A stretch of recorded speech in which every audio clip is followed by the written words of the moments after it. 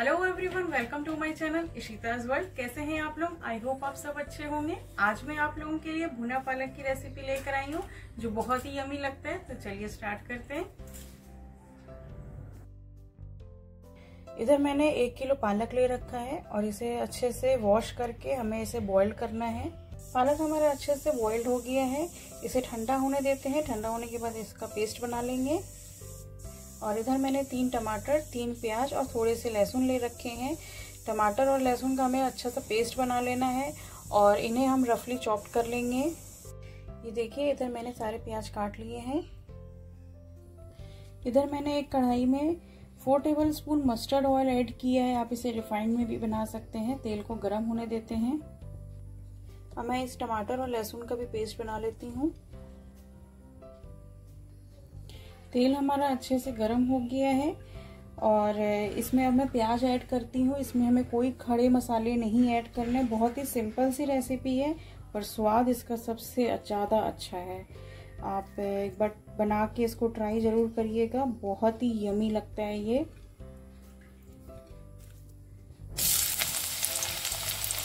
और मैं सारे इसमें प्याज ऐड कर देती हूँ और अभी हम इसे हाई फ्लेम पे ही भूनेंगे।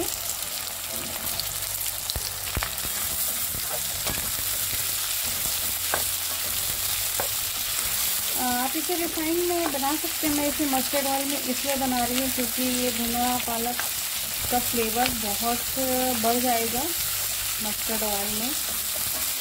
रिफाइंड में भी अच्छा ही फ्लेवर आएगा, पर आप इसमें ज़रूर, अगर आपके पास हो तो आप इसमें ट्राई करिएगा।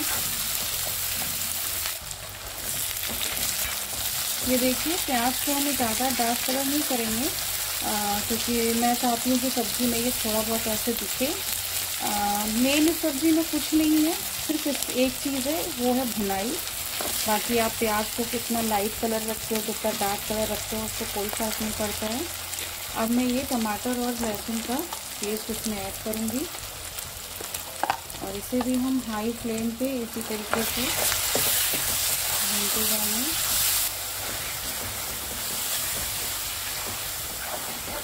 अभी ये सारा प्रोसेस हाई फ्लेम पे ही हो रहा है।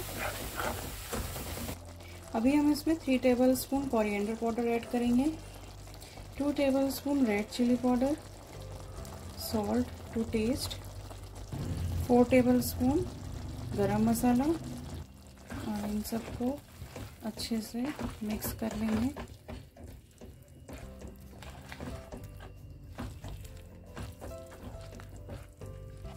और अब हम इस लीड लगा के लो फ्लेम पे इसे मसाला पकने तक पकने देंगे।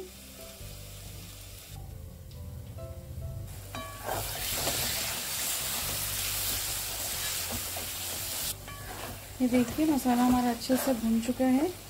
अब मैं इसमें पालक का पेस्ट ऐड करूंगी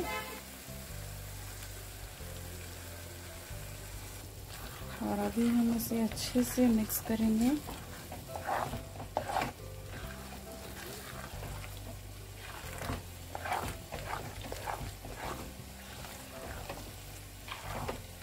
अच्छे से मिक्स करने के बाद अब मैं इसे लो फ्लेम पे 5 मिनट्स के लिए कुक होने दूंगी।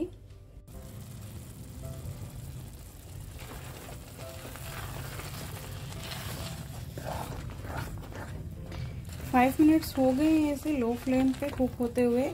पालक में अच्छे से मसाले वगैरह घुल गए होंगे। अब हम इसे हाई फ्लेम पे चलाते हुए भूनेंगे। अगर ये पालक जैसे छींटे देता है, अगर थोड़ा सा भी इसमें पानी और होगा एक्स्ट्रा, तो आप इसे ढक के भी हाई फ्लेम पे भून सकते हैं, पर बीच बीच में चलाते रहिएगा जिससे ये कढ़ाई में चिपके नहीं। हम इसकी अच्छे से भुनाई करेंगे। ये देखिए,